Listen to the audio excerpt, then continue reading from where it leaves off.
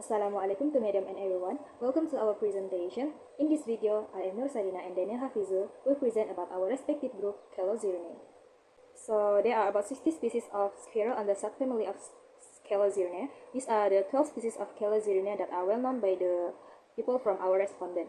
From this slide, there are tupai pinang, tupai cukmang, tupai bukit, tupai belang tiga, tupai tompok, and tupai pipi merah. And for this slide, tupai bunga and tupai perut kelabu are also a well-known species under Calozirinae. Tupai kinabalu, tupai Borneo jalur hitam, tupai telinga hitam, and tupai gading are well-known Calozirinae that have been studied and identified to live in Borneo. Siridae are the family name of squirrel, which have about 273 species and 50 genera. Calozirinae are one of the genus under family Siridae and the subfamily of Sirinae. Evolution of Calozirinae started from 36 million years ago, where modern squirrel evolved from their ancestor due to geographical isolation and climate change. These factors have caused variation species in Calozirinae. For example, the Indian giant squirrel are large size of squirrel with striking fur color combination brown, black, and white. It can be found in upper canopy of tropical forest living in solitary nature. Meanwhile, the Pallas squirrel are smaller species found in forest edge have a brownish or grayish fur. These are some of the examples of similarities and difference of Calozirinae. Firstly, body size. Most of Calozirinae are similar because they have small to medium-sized tree squirrels with adaptation of arboreal tree-dwelling life. For the difference, the giant squirrel are larger than the Pallas squirrel due to their different geographical location. Secondly, the habitat. All Calozirinae are similar because they are adapted to arboreal life, which make all the Calozirinae have a long tails to aid balance while climbing. They also have sharp claws and gripping feet also for climbing. The Calozirinae can be differentiated in the level of height they live. For example, Tupai Kinabalu live in the highland forest, Mount Kinabalu, but Tupai Chipmang live in the urban environment. Lastly, the diets. All Calozirinae are primarily herbivorous but also consume insects for their protein sources. But due to their highly adapted in Bornean forests, Bornean tree squirrel are more selective in the types of seed and fruits, while other squirrel such as Pallas squirrel can adapt its diet based on environment and food availability. Next is habitat and ecology niche. The subfamily Calosciurinae, commonly known as the tree squirrel, occupies without various ecology niche.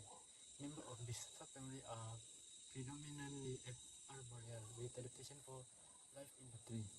There are three types of habitat for this species, which is the tropical and subtropical forest. It's found in both primary and secondary growth forests, often relying on dense vegetation for food and shelter. The next habitat is the mangrove, where some species are found in coastal mangrove where fruiting tree and abundant. The last one is urbanized area and garden. Certainly, species have adapted to human-modified landscape, where particularly where fruit trees are cultivated. The ecological niche.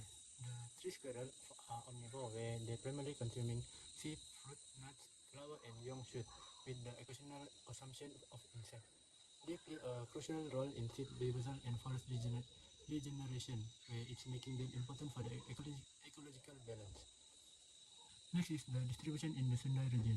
This species of Calosciurinae are distributed widely across the Sundai region, including Borneo, which is Sabah, Sarawak, and Kalimantan, and Sumatra, Java, and Peninsula Malaysia. They also are found from lowland tropical forest to mountain region, each displaying high adaptability to different environmental conditions. In degraded or fragmented forests, they continue to thrive, utilizing edge habitat and secondary growth area.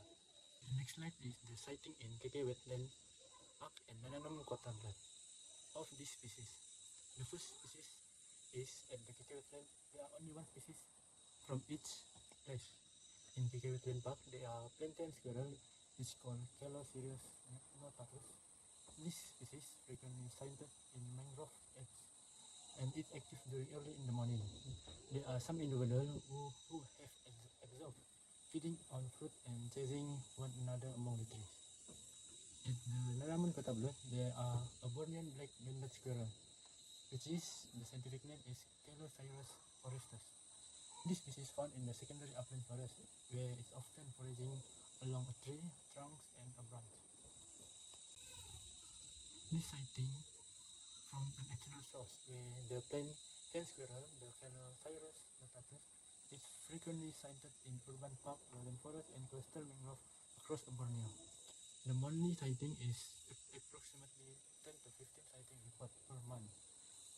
can get the sighting result from a photo and a report from BorneoWildlife.com. This information is from the 2023. The next species is Bornean black-banded squirrel. It observed in a mountain and upland secondary forest, less frequently documented. The monthly sighting only have 2 or 3 reported on Nature Wildlife platform. You can get this information from Nature Photography and WildlifeBorneoblog.com. So this is the habitat distribution table where there are 4 species in KK Wetland Park, Nanaman Kotablet, and Borneo General. The first species is plantain squirrel, where the habitat at Forest Mangrove Garden. This species only have at the KK Wetland Park and Borneo General, because this species is adapted to an urban and coastal mangrove. The next species is Prevost squirrel, which is the habitat at the primary forest and plantation. It only has been seen at the Borneo General. The next one is the Bornean black-banded squirrel. It's only have at the Nanaman Kotablet and Borneo. The last species is red-bellied squirrel, which is only have at the Borneo. What is the ecological relationship between this species to the environmental or the ecosystem? There are only 4 species for this. There are only 4 ecological relationships for this species. The first one is the mutualism, where some species may have mutualistic relationship where both species benefit. For example, there are certain plants may rely on the squirrel for seed dispersal, and squirrel may benefit by obtaining food from the plant.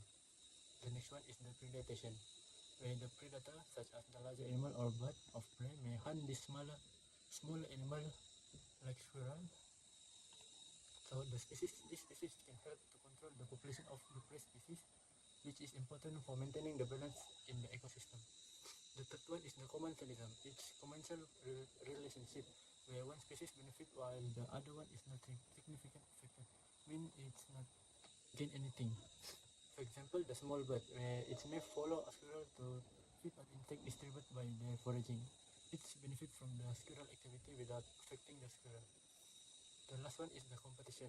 This is the species that may compete for resources like food and water, where the different animal or plant in the wetland may be trying for the same resources which affect the importance of ecological relationship in this ecosystem.